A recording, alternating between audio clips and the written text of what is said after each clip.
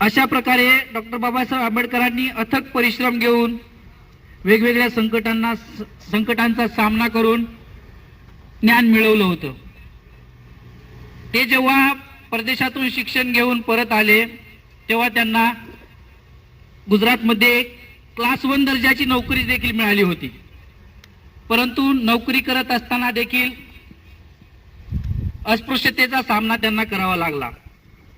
मग एक वेळ तर डॉक्टर बाबासाहेब आंबेडकरांनी असं मनाशी ठरवलं की एवढं शिकून जर अस्पृश्यतेचा सामना करावा लागत असेल तर माझा जो झोपडीमध्ये राहणारा, खेडेगावामध्ये राहणारा अस्पृश्य बांधव आहे त्यांना किती मोठ्या प्रमाणावर अस्पृश्यतेचा सामना करावा लागत असेल।